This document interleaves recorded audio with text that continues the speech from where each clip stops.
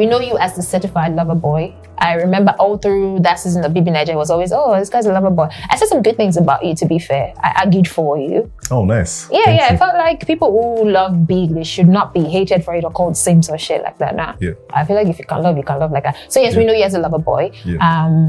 Until recently, I didn't realize you were an influencer, an art influencer, let alone an artist. Yeah. We know you as a lot of things, but now let's know you away from BBNaija, because that coloring, you color everything. Who are you? Who is Saga beyond BBNaija? So who is Saga beyond BBNaija? Yeah, I'm an artist. I'm a hyper-realistic artist. You know, I use different mediums. I use pencil, I use acrylic, I use charcoal, I use canvas, paper. You know, I just, whatever I can get my hands on, really. I feel like, just give me sand and I will make art with my fingers. Okay. It's in the veins, you get me? Yeah, so I'm an artist. I'm also a fitness enthusiast. You know, I used to be an online fitness coach, but now I'm just fitness influencer. I could use a coach. Yeah, that's nice. I'm an engineer. I don't know if you know. I was waiting for that part. Exactly. What happened? You know, the thing is, most artists always end up in the science class. It's so interesting. I'm telling you, it's because art is science eventually. Look at Da Vinci. Most scientists are always good at art, one way or the other. I'm telling you, so I'm an engineer as well. That's just it. I was working offshore, oil and gas, like hardcore. Offshore 7 months a year, that kind of thing. You could thinking what I'm thinking. Now, right now. Right now, investor vibes. Yeah. I mean, that sounds like a lot. Mm-hmm. Especially the engineer part. I mean, you just dropped Da Vinci's name as if he's your best friend. Calm down. Breathe. Yeah. Okay. So you were all of this, and I'm guessing you were an engineer before you went for BBNaija. Yes. Why did you even go for BBNaija first? Yeah. And then how did your BBNaija journey influence the other areas of your life now? Because you're a whole bunch of different things right now. Yeah. Amazingly, you're doing it well, but still, how did all that happen? I've actually always had that going for me. I am multi-talented. I even had to drop a couple of talents. I used to sing. Like I was in the choir throughout my university years. If you know, serenade me. I used to be a proper dancer, like a lot. Wow. Yeah. As you said, I can act, you know, so there's a lot going on. So I just had to like streamline it. But then before BBNaija, I was an engineer and I used to practice my drawing at night. So I was engineer by day, artist by night. Every day I sleep around 1 a.m., 2 a.m. Wow. Earliest, because I'm drawing, you know. Like I would literally come from work, train 2 or 3 clients online, start drawing.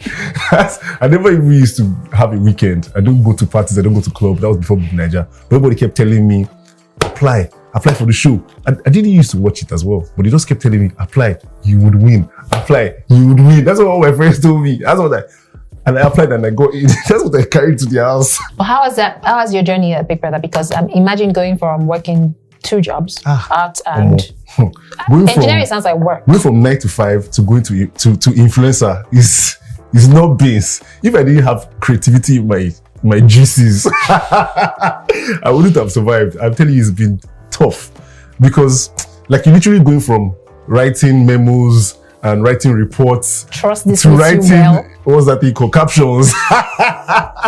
I say every week I have to come up with like at least 3 or 4 posts. It's not easy. I've been doing that back to back since I came out of the house.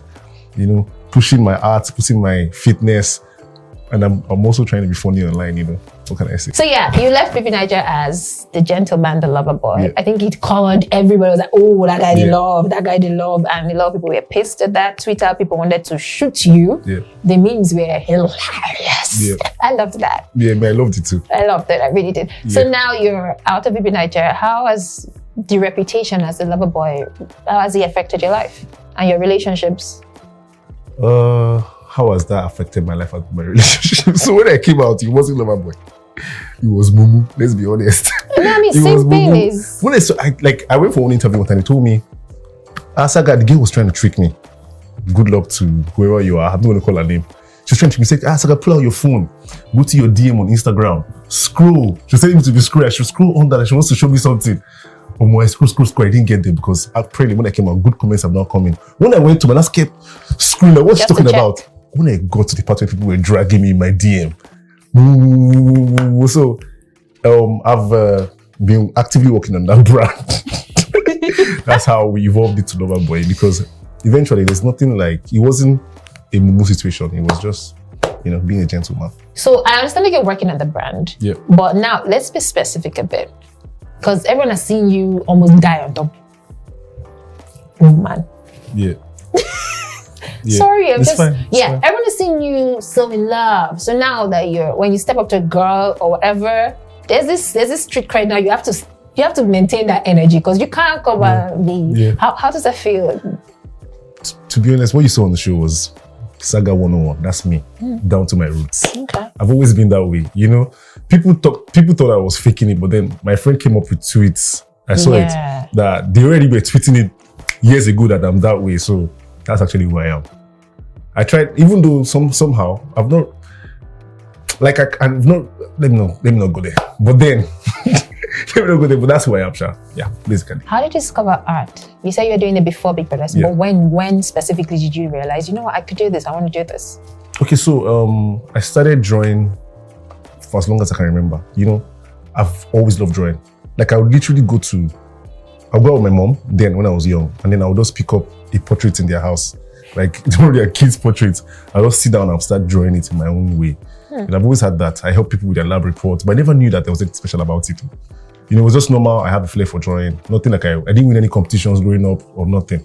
But then after university, when I was jobless, because of love, I started drawing again. That's exactly what happened. I wanted to give a girl a gift. So I did a portrait for her and I said, this is nice. Let me do a training. So I did a 6-day training with a friend, and that was the beginning of my career. I was jobless, I needed money. Yeah. So I started drawing. In 2015, November. Yeah. And from there, I now got a job as an engineer, so I had to just juggle the two of them. But I improved so fast. I was even nominated Artist of the Year for one award within 6 months of my So I improved so far because I was hungry. Actually, it started from love, but then eventually I started using it to hustle. So So you saying that whenever you're hungry, art shows up for you. That's unique. Yeah. Like how this is what I'm trying to say is that now, by the time I started drawing then, art was still like a baby in Nigeria. It was like a baby. I started with like the pioneers of hyperrealism. But because of like I'm serious. I'm part of people that pioneered it, but because I went into engineering, I couldn't now really explore it as much. That's why I now went to Big Brother's house. So I have the courage, to focus on art a little bit more.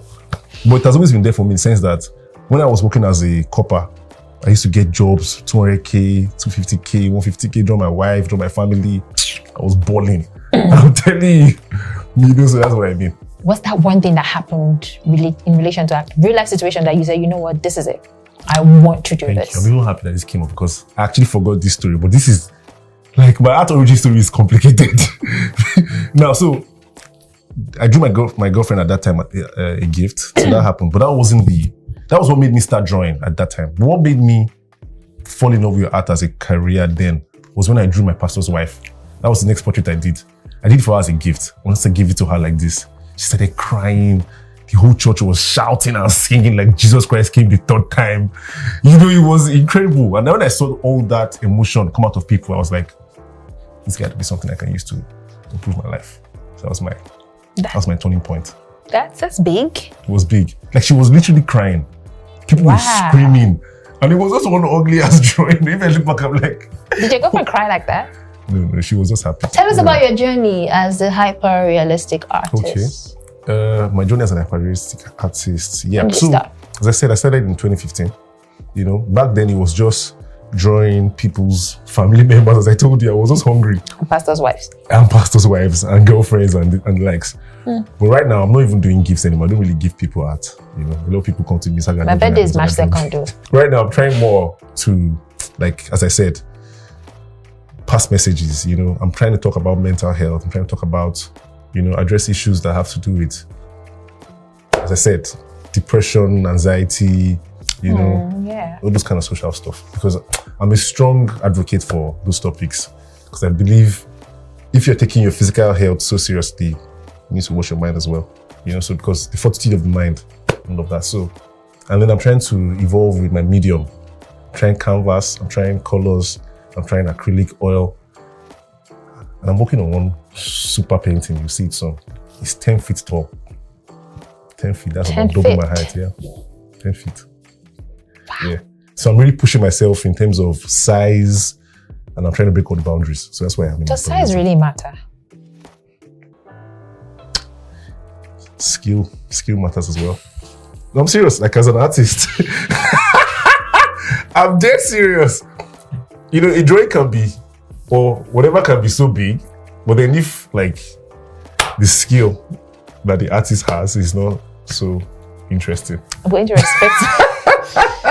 respect myself right now. What's going on with this because I'm a journalist. But I meant when I said like the size really matter. 10 feet painting, that's a huge one. That's what I'm saying. If it could be 20 feet, but then it probably wouldn't. I was gonna say hit the spot, but it probably no. I mean like mentally, but then it could be 10 feet and it wouldn't mean anything.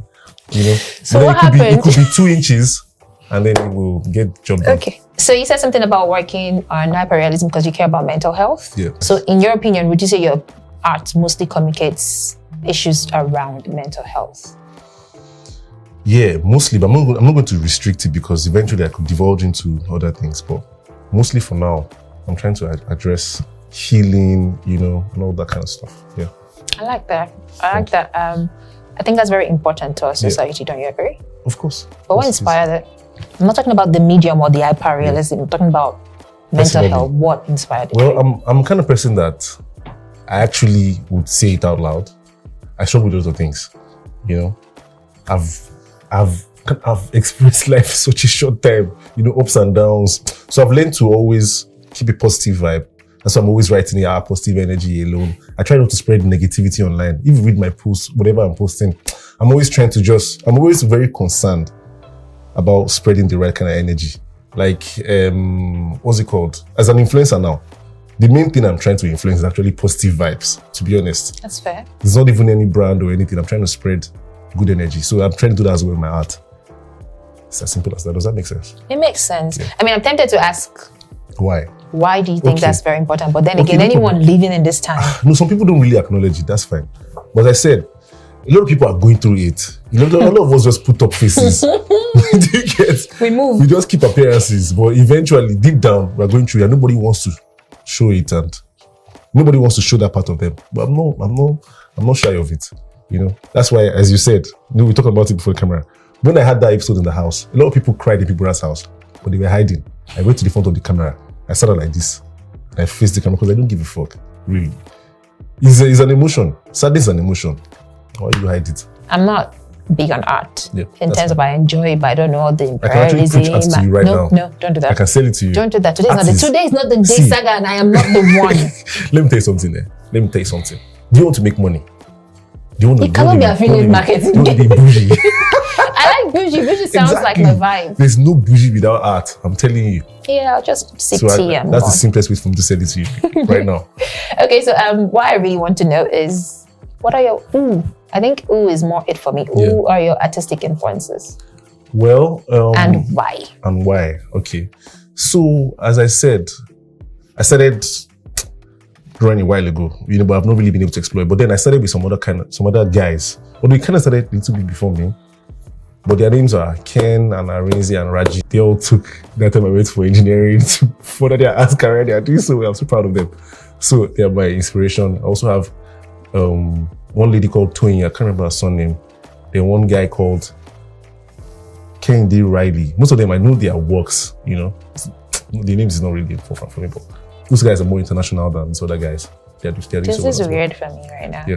When you ask people who influence them, they tend to go all the big names, the ones, the old art and all of that. But you're just calling people you actually grew with. Yeah. That's very unique. Thank you.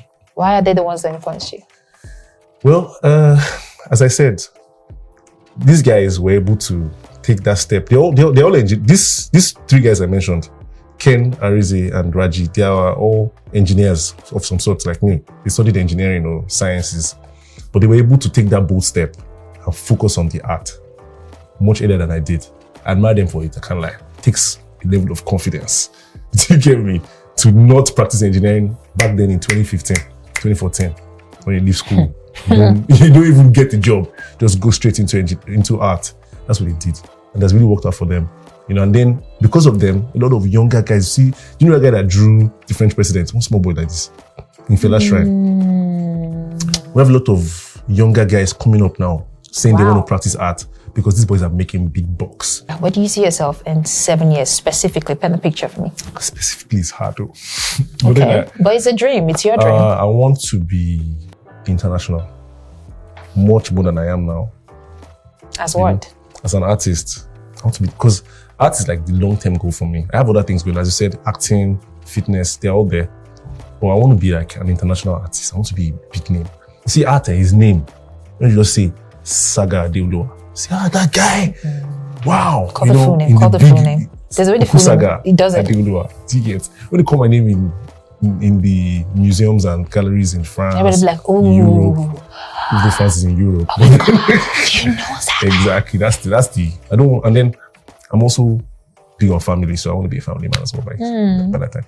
How many kids? 3. You said it here first. 3. Is the certified gentleman and lover boy in a relationship or not? Plead the 5th. You're still pleading the 5th? I still plead the 5th, yeah. Any last message to your fans, to people who care about your work and what you do? To my fans and supporters, I just want to say a big thank you. Like, my people are the best. Since I came out of the house, it was just this new family I'm with, and I love all of you. You guys support me every time I post. You're always there, commenting and liking and watching, sending messages. I read all of them. Yeah, I read all the messages. Yeah, probably won't reply because shoot me. But I read everything and I appreciate it. Love you guys. Stay strong. What are your IG handles? Saga Adeolu, that's my official handle. Saga Adeolu. My art is Sagart_. That's SAGART_. And my fitness, Saga's Fitness Club. And then you can find me on Twitter, Saga Adeolu, on TikTok, Saga Adeolu, on YouTube, Adeolu Saga. I'm everywhere. I'm on Facebook as well. Thank you.